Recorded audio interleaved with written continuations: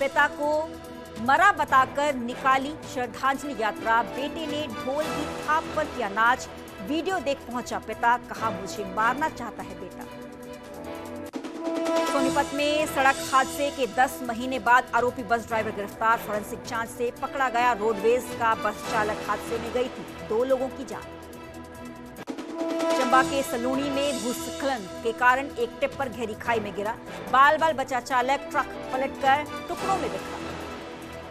पंजाब में मंडरा रहा है बाढ़ का खतरा। आज शाम 5 बजे खोले जाएंगे पौंग बांध के स्लिपवे गेट। ब्यास नदी के आसपास के इलाकों के लिए अलर्ट जारी। डीसी बोले घबराने की जरूरत नहीं। शिमला के ऐतिहासिक रिज मैदान की सुरक्षा पर उठे सवाल। हिमाचल प्रदेश हाई कोर्ट ने रिज मैदान के नीचे बने 140 साल पुराने वाटर टैंक की सुरक्षा को लेकर 4 हफ्ते में मांगा जवाब। मेयर ने कहा गंभीरता से करेंगे जांच। आरबीआई ने रेपो रेट में नहीं किया कोई बदलाव। रेपो रेट 5.5% पर बरकरार। होम और कार लोन की ईएमआई पर कोई असर नहीं। लाइफ के प्रायोजक पतंजलि गाय का घी, माँ का भरोसा, प्यार से परोसा।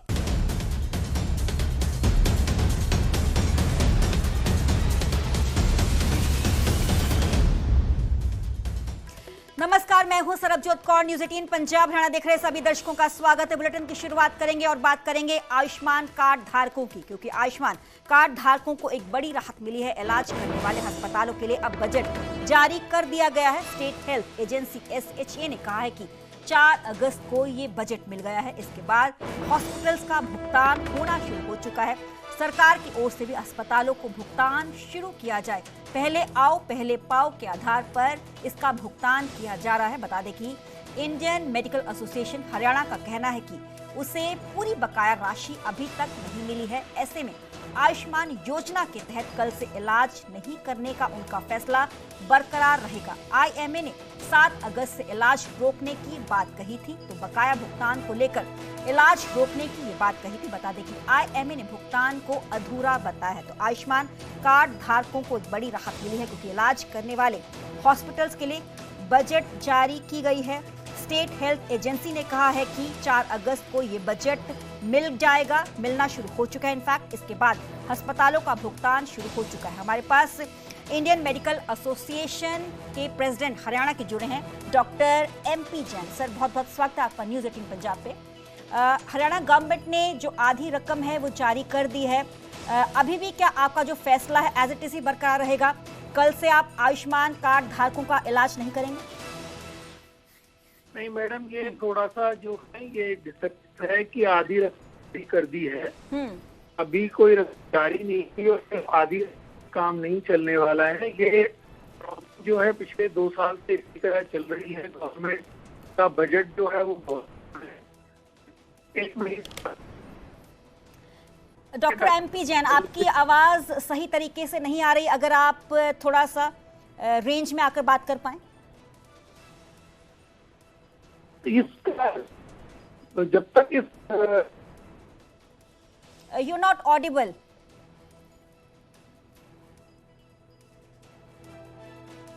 दोबारा से कोशिश करेंगे ताकि डॉक्टर MP जैन से हम कनेक्ट हो सके। बता दें कि आयुष्मान कार्ड धारकों को एक बड़ी राहत जरूर मिली है, क्योंकि इलाज करने वाले हॉस्पिटल्स के लिए बजट जारी हरियाणा गवर्नमेंट की तरफ से कर दिया गया है। तो डॉक्टर MP जैन का कहना है कि 2 साल से ये राशि बकाया है। इन हॉस्पिटल्स का भुगतान हरियाणा गवर्नमेंट की तरफ से नहीं किया गया है। दूसरे जगह पर अगर मैं इंडियन मेडिकल एसोसिएशन हरियाणा की बात करूँ तो उनका कहना है कि अभी तक भी उनके जो हॉस्पिटल्स की बकाया राशि है वो हरियाणा गवर्नमेंट की तरफ से नहीं दी गई है। यानी कि कल से आयुष्मान कार्ड धारकों का इलाज उनकी तरफ से नहीं किया जाएगा।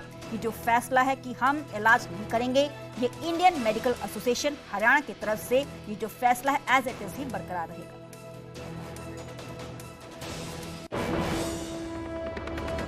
आगे बढ़ेंगे, रुक करेंगे अगली खबर का। दिल्ली में पीएम मोदी से मिले हैं सीएम नवाब सिंह सैनी। सीएम ने बीजेपी अध्यक्ष जेपी नड्डा से मुलाकात की है। बता दें कि हरियाणा सीएम का 2 दिवसीय दिल्ली का ये दौरा है।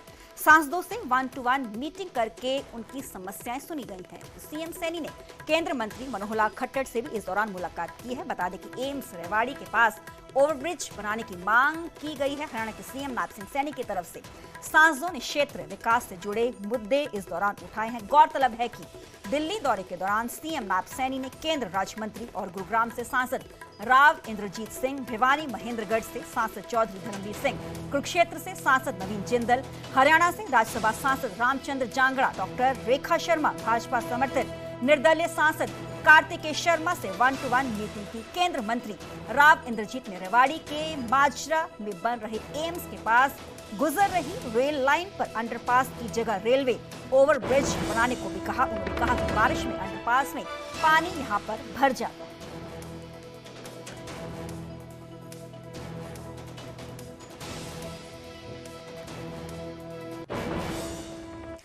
अब बात करेंगे एसवाईएल की। एसवाईएल पर पंजाब हरियाणा की केंद्र के साथ बीते कल बैठक हुई है। बता दें कि काफी अच्छे माहौल में ये पूरी वार्तालाप हुई है। सीएम नायब सिंह सैनी की तरफ से इस बात का जिक्र किया गया। सीएम सैनी ने कहा कि ये बहुत अच्छे ही माहौल में बात हुई है। दूसरी जगह पर अगर हम पंजाब के सीएम की बात करें तो सीएम भगवंत मान ने कहा कि कुछ चीजें पॉजिटिव हो रही हैं। ये मुद्दा नासूर बन चुका है। ये मुद्दा हमें विरासत में मिला है। हरियाणा पंजाब के लोगों की कोई भी लड़ाई नहीं है। उम्मीद पर दुनिया टिकी हुई है, उम्मीद पर दुनिया कायम है। कुछ आगे बढ़ने का रास्ता हम निकाल रहे हैं। 13 तारीख से पहले हम फिर से मिलेंगे। सीएम भगवंत मान ने इन बातों का जिक्र किया। बता दें कि सीएम मान ने कहा कि मामला सुप्रीम कोर्ट में विचाराधीन है। 13 अगस्त को सुप्रीम कोर्ट में इस पूरे मामले की सुनवाई होगी। और सीएम नायब सिंह सैनी ने इस दौरान कहा कि एसवाईएल पर बैठक के बाद उन्होंने कहा कि सकारात्मक माहौल में चर्चा हुई है। हम एक और कदम आगे बढ़ गए।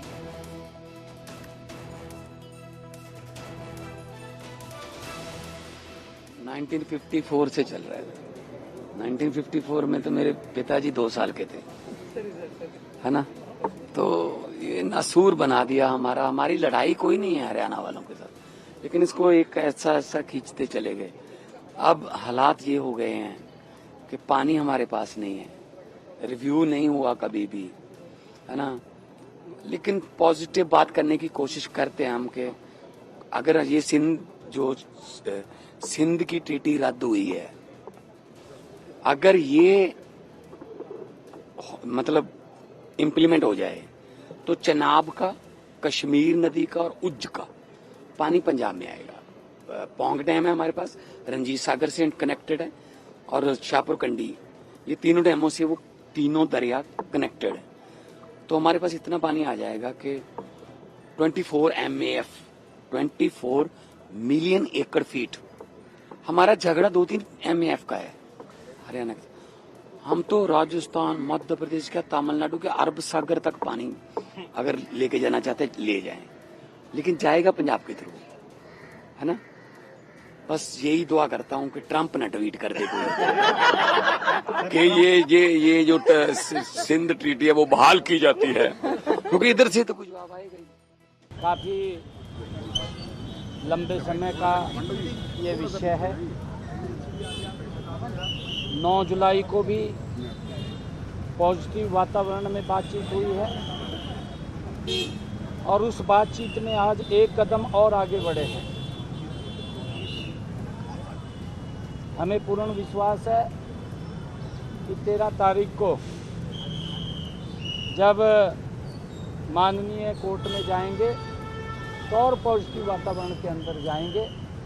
अच्छी बातचीत हुई है, वो सेकेंडरी विषय है, क्योंकि वो पानी आता है वो तो पंजाब को लोगों को, किसान को मिलेगा, हरियाणा के किसान को मिलेगा, राजस्थान के किसान को मिलेगा, तो सबको मिलेगा। अब बात करेंगे जींद की। जींद में IMT बनने का रास्ता साफ हो चुका है। 152D और जम्मू कटरा एक्सप्रेसवे के पास IMT बनेगी। बता दें कि खरखौदा के पास सबसे बड़ी IMT जींद में बनाई जाएगी। बीजेपी विधायक देवेंद्र चतुर्भुज अत्री ने इस पर बयान दिया है। उन्होंने कहा है कि IMT बनने से उचाना हलके में बेरोजगारी खत्म होगी। उचाना के मतदाताओं से किए हर वादे को वो पूरा करेंगे। उन्होंने कहा कि जींद जिले में प्रदेश की सबसे बड़ी IMT की घोषणा होने पर बीजेपी भाजपा विधायक देवेंद्र चतुर्भुज अत्री उचाना के PWD विश्राम गृह पहुंचे, जहां पर कार्यकर्ताओं ने उनका जोरदार स्वागत किया। कार्यकर्ताओं ने उचाना हलके के 6 गांव में IMT बनने पर खुशी जाहिर की। विधायक ने इसको लेकर सीएम नायब सिंह सैनी का धन्यवाद प्रकट किया।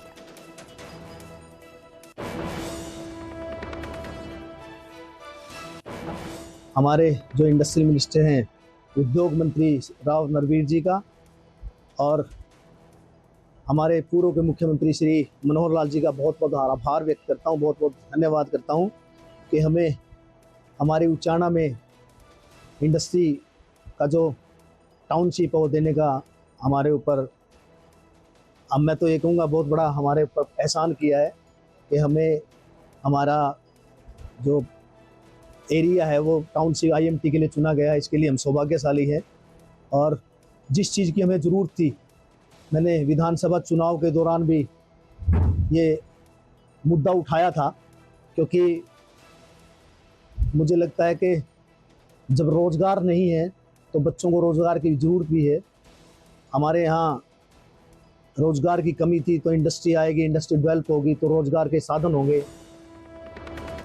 अब बात कर एक बड़ी साजिश बता दे कि बेटे ने जिंदा पिता की श्रद्धांजलि यात्रा निकाली। बेटा ढोल बजाकर नाचा, वीडियो देखकर पिता गांव लौट गए और 25 लाख मुआवजे के लिए बेटे ने बता दें कि ये साजिश रची थी। पिता ने वीडियो बनाकर बताया कि मैं अभी जिंदा हूँ। पंचायत में फैसला लिया गया, बेटे का गांव से बहिष्कार किया गया। पिता का आरोप है कि बेटा मारपीट करता था, खाने के लिए उनको कुछ भी नहीं देता था। श्रद्धांजलि का बहाना बनाकर बेटे ने ये बड़ी साजिश रची। पिता की जमीन पर बेटा स्वामी बन बैठा और उसने एक आश्रम खड़ा कर दिया।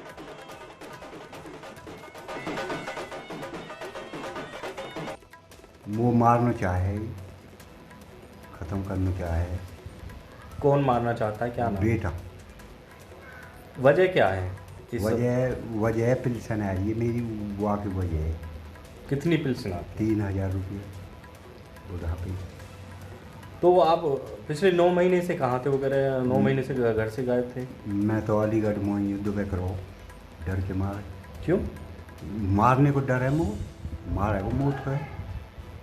आपको मार के इनको क्या फ़ायदा होगा? फायदा ही फायदा हुआ, वो जो पेंशन कट जाएगी, मृत्यु प्रमाण पत्र बनवा लेगा, वो क्या करे वही। नहीं, वो कह रहे हैं कि भाई आपके पास कोई 1 करोड़ रुपए है, रिश्तेदार जी एक पैसा भी कतई मैं ही डोलूँ, भूखो प्यासो मर। तो इतने समय कहाँ रहे आप? कैसे पता चला आपको कि ये श्रद्धांजलि रख दी है, फिर आप मौके पे पहुँच गए? मेरे बहने पे हो वैसे मेरे फ़ोन नंबर उनने मुँह ते बताई, अब तू आ जा। मैं होते 3 दिन में आ गई साइकिल। और अब बात सोनीपत की हादसे के 10 महीने बाद आरोपी ड्राइवर गिरफ्तार हो चुका है। बताते हैं कि फॉरेंसिक जांच से पकड़ा गया रोडवेज का है बस ड्राइवर। NH 44 पर बड़ी गांव के पास 10 महीने पहले ये हादसा हुआ था।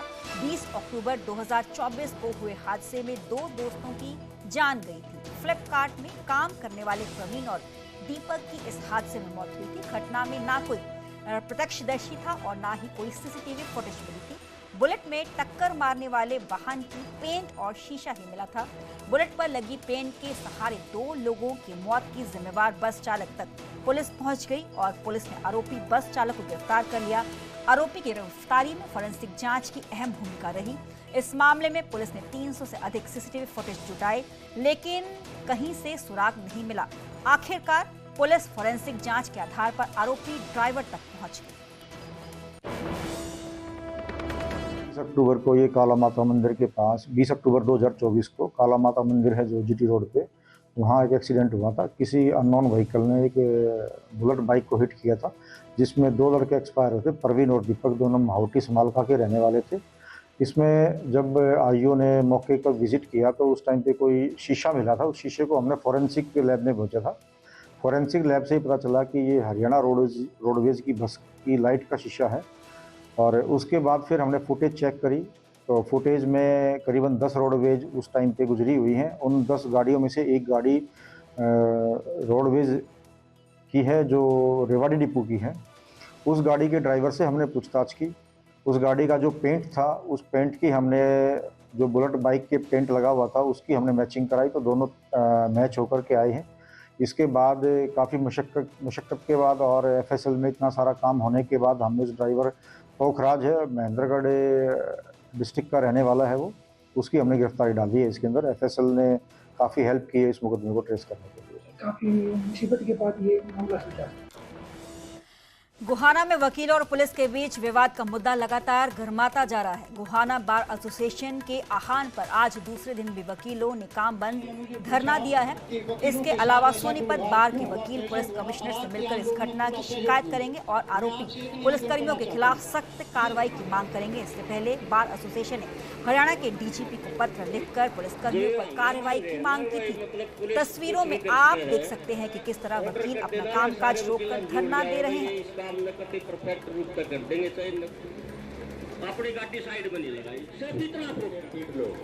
हमारी डिमांड यही है कि सबसे पहले तो इमीडिएट बेस पे तो सस्पेंड किया जाए और एफआईआर रेलेवेंट सेक्शन में दर्ज की जाए। अगर एफआईआर से हमें संतुष्टि नहीं होती है तो हम अपने यहाँ पे कंप्लेंट केस करेंगे और उसके बाद हम सिर्फ सस्पेंशन से काम नहीं चलाएंगे। हमारा ये भी अल्टीमेट डिमांड है क्योंकि उन्होंने इलीगल डिटेंशन की है, ठीक है, तो पंजाब पुलिस रूल के अकॉर्डिंग तो उनका डिसमिसल भी बनता है, तो उनको डिसमिस भी किया जाएगा अल्टीमेटली। तो हमारा सिर्फ सस्पेंशन से लेके डिमांड नहीं है, उनके खिलाफ एफआईआर की जाए, इमीडिएट बेस पे सस्पेंड किया जाए और अल्टीमेटली उनको सर्विस से डिसमिस किया जाए। मामला सोमवार की शाम का है। सिटी थाने में कथित और तौर पर पुलिसकर्मियों ने एक वकील के साथ मारपीट की। वकील और पुलिस में विवाद उस मामले को लेकर शुरू हुआ जब सोमवार शाम वकील अंकित अपने घर जा रहे थे। रास्ते में पुलिस का काफिला आने पर पुलिस ने उनसे तुरंत बाइक हटाने को कहा। जब अंकित ने ब्रेक लगाकर बाइक साइड करने की कोशिश की तो एक पुलिसकर्मी ने कथित तौर पर उन्हें थप्पड़ मार दिया और उनका चालान भी कर दिया, जिसके बाद दोनों पक्षों में बहस हो गई। पुलिस और वकीलों के बीच कहासुनी हो गई, जिसका वीडियो सोशल मीडिया पर वायरल हो रहा है। आरोप है कि इस बहस के बाद पुलिसकर्मी वकील अंकित को थाने ले गए और वहां भी उनके साथ मारपीट की। मेडिकल करवा, इसका बता कौन से का नाम है, बस अपराध तो बता, अपराध तो बता। अब बात पानीपत की। एआई से अश्लील वीडियो बनाने के मामले में साइबर थाना पुलिस ने आरोपी युवक को गिरफ्तार कर लिया है। बता दें कि 3 सोशल मीडिया इन्फ्लुएंसर्स युवतियों इसकी शिकार बनी थी। वीडियो एडिट कर अश्लील क्लिप बनाकर ये वीडियो वायरल किया गया था। पुरानी रंजिश में बदला लेने की मंशा आरोपी की थी। हिसार और पानीपत की युवतियां थी। बता दें कि आरोपी का निशाना वीडियो डिलीट न करने पर युवती को ब्लैकमेल किया गया था। 20 से ज्यादा अश्लील वीडियो आरोपी ने अपलोड किए थे।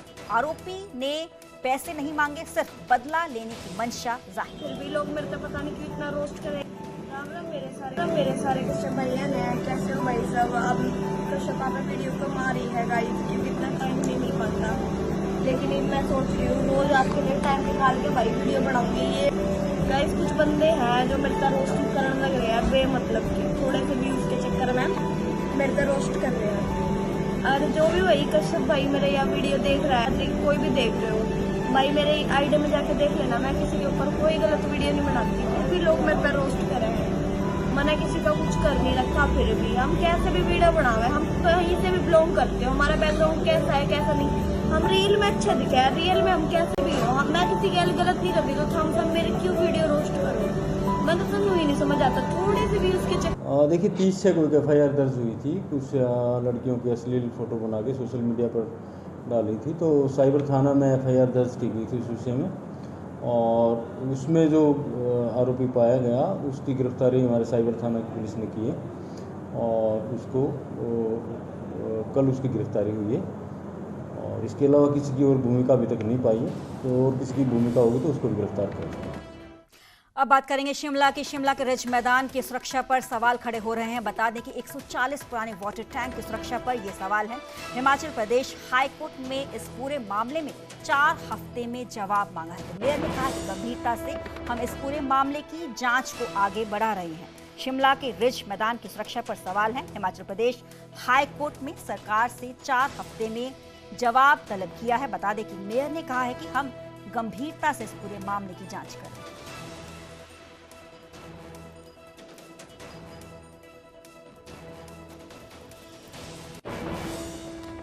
हमारे न्यूज चलाने ने इसमें कोई हमको निर्देश दिए हैं कि और इसमें 4 हफ्ते का टाइम हमें दिया गया है।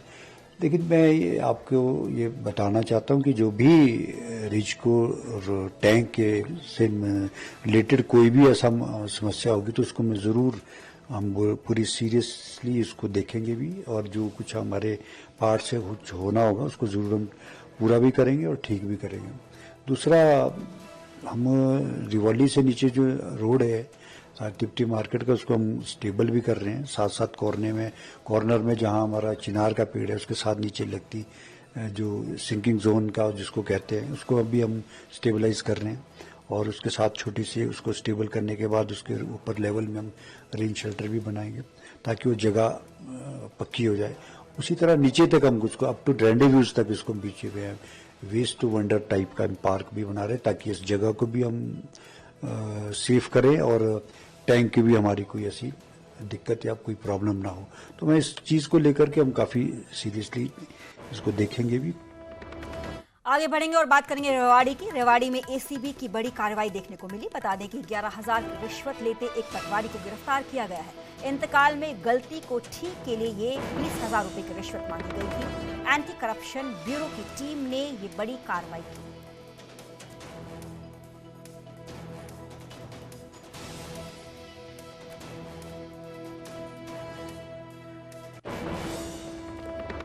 उत्तराखंड के उत्तरकाशी में राहत और बचाव कार्य लगातार जारी है। युद्ध स्तर पर अभियान ये लगातार जारी है। एसडीआरएफ की टीमें, एनडीआरएफ की टीमें, आईटीबीपी के जवान अपने तरफ से रेस्क्यू ऑपरेशन लगातार कर रहे हैं।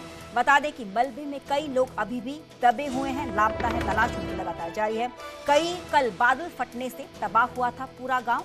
बादल फटने के कारण धराली गांव में भयंकर बाढ़ आ गई थी। बाढ़ अपने आप सब कुछ बहा के ले गई थी। घर, दुकानें, होटल और वाहन मलबे में बह गए थे। बड़ी संख्या में लोग मलबे में अभी फंसे हुए हैं। लोगों ने बाढ़ से बचने की असफल कोशिश भी की।